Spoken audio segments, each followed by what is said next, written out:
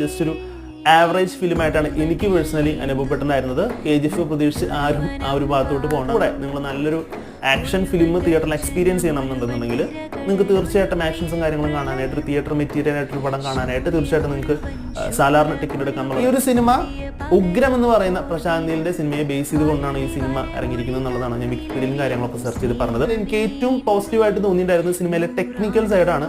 VFX ഒക്കെ brilliant ആയിട്ടാണ് ചെയ്തിരിക്കുന്നത്. എഡിറ്റിംഗ് ആണെന്നുണ്ടെങ്കിലും വളരെ നന്നായിട്ട് തന്നെ വന്നിട്ടുണ്ട്. സിനിമോട്ടോഗ്രാഫി ആണെന്നുണ്ടെങ്കിലും മ്യൂസിക് ആണെങ്കിലും സിനിമയ്ക്ക് ആവശ്യമായിട്ടുള്ള രീതിയിൽ തന്നെ വന്നിട്ടുണ്ട് എന്നുള്ളതാണ് പറയാനായിട്ട്. എനിക്ക് ഈ സിനിമയിൽ ഇത് വളരെ മോശമായിട്ട് തോന്നി എന്ന് പറഞ്ഞ കാര്യത്തെ പറ്റി തോന്നുകയാണെന്നുണ്ടെങ്കിൽ തീർച്ചയായിട്ടും സിനിമയുടെ ബിൽഡപ്പ് തന്നെയാണ് വലിയൊരു പ്രശ്നമായിട്ട് തോന്നിയിട്ടുണ്ടായിരുന്നത്. സിനിമയുടെ തുടക്കം തൊട്ട് അവസാനം വരെ, സിനിമ അവസാനിക്കുന്നത് വരെ ബിൽഡപ്പാണ്. സോ ആകമൊത്തത്തിൽ പറയുകയാണെന്നുണ്ടെങ്കിൽ ജസ്റ്റ് കണ്ടിരിക്കാവുന്ന ഒരു മാസ് ആക്ഷൻ ഫ്ലിക്ക്. ഇതിനപ്പുറത്തേക്കായിട്ട് വലിയ കാര്യമായിട്ടുള്ള ഗൂസ് ബംസോ വലിയ കാര്യമായിട്ടുള്ള ഇമ്പാക്ട്ഫുൾ ആയിട്ടുള്ള വൗ ഫാക്ടേഴ്സ് ഒന്നും തന്നെ സിനിമയ്ക്ക് ക്രിയേറ്റ് ചെയ്യാനായിട്ട് സാധിക്കുന്നില്ല. കുറച്ച് ആക്ഷൻ രംഗങ്ങളും കാര്യങ്ങളൊക്കെ ഇങ്ങനെ കണ്ടിരിക്കാം എന്നുള്ളതാണ് പറയാനായിട്ട്.